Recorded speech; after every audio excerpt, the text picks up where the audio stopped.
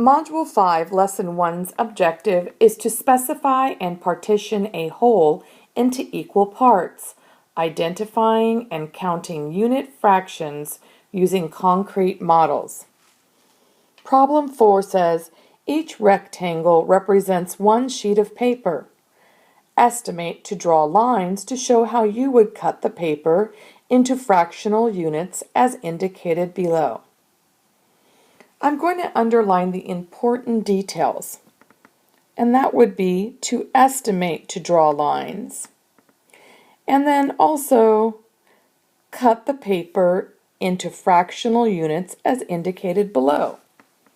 When I estimate, I get as close as I can without measuring.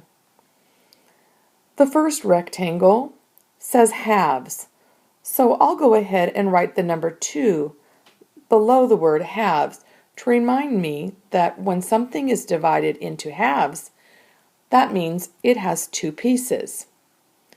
The second rectangle says fourths, so I'll go ahead and write a number 4 to remind me that it needs to be divided into 4 pieces.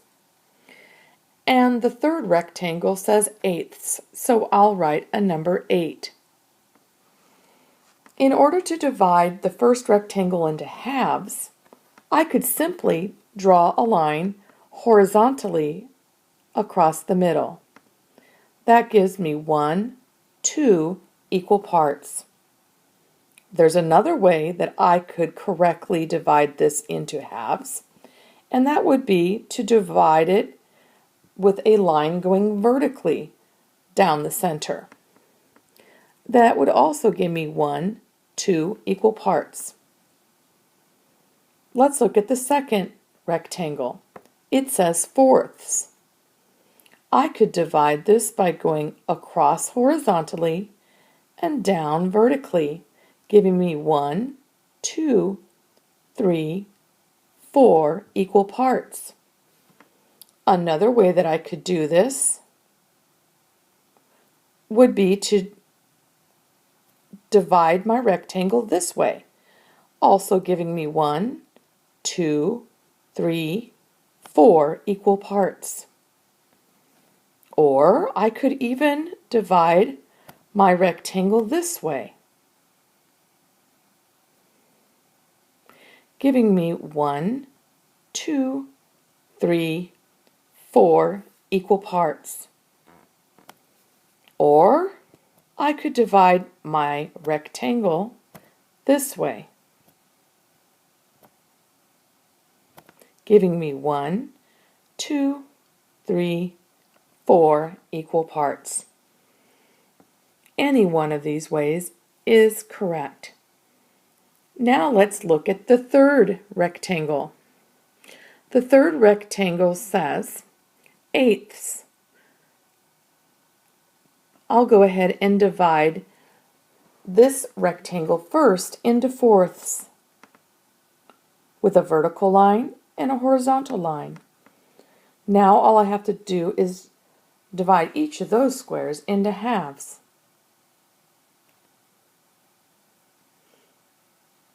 I better try that line again. That gives me 1, 2, 3, 4, 5, 6, 7, 8 equal parts. Another way I could do this is to take that rectangle, again divide it into fourths, but this time divide each of those squares into halves vertically. Let me try that a little bit better than that. I have 1, 2, 3, 4, 5, 6, 7, 8 equal parts. Let's look at item 5. Item 5 says, each rectangle represents one sheet of paper. Estimate to draw lines to show how you would cut the paper into fractional units as indicated below. Again, I will underline the important details. Estimate to draw lines and cut the paper into fractional units as indicated below. As you can see, the first rectangle says sixths. So you know what you have to write below that word, right? You know what number goes below the word sixths. Go ahead and draw that now. Let's look at the rectangle that says thirds. You know what number goes below the word thirds. Go ahead and write that now. Now it's your job to divide the first rectangle into sixths and then the second rectangle into thirds. Use the same technique I used in problem 4, making sure to number my fractional units. That way you can make sure that you have the correct number of equal parts. Item 6 says, Yuri has a rope 12 meters long. He cuts it into pieces that are each 2 meters long. What fraction of the rope is one piece? Draw a picture. You might fold a strip of paper to help you model the problem. I will go ahead and draw my rope here. I know that this piece of rope is 12 meters long, so I'll label it 12 with a lowercase m. That means meters. I know that each piece is going to be 2 meters long, so I better go ahead and count by twos until I get to 12. 2, 4, 6, 8, 10, 12. Now, what fraction of the rope is one piece? Let me highlight that so you can see where I got that question. What fraction of the rope is one piece? I'll go ahead and circle one piece. Here's one piece. They're not asking me how long that piece is. They want to know the fraction for just a piece of the rope. So let me see how many pieces there are. 1, 2, 3, 4, 5, 6 pieces. So what fraction of the rope is one piece? One piece is 1/6.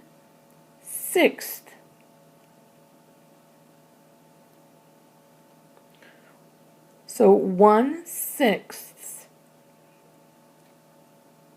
is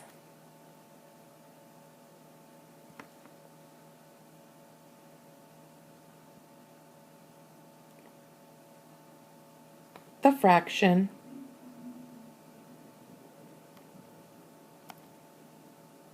for one piece. And item 7, it says, Dawn bought 12 grams of chocolate. She ate half of the chocolate. How many grams of chocolate did she eat? Let's take a look at that. 12 grams is how much she bought. I'll draw a chocolate bar here. I'll label it 12 with a lowercase g. G means grams. She ate half. I'll highlight the question. How many grams of chocolate did she eat? Well, if she ate half, the word half tells me that this chocolate has to be divided into 2 equal pieces. So I'll do that now.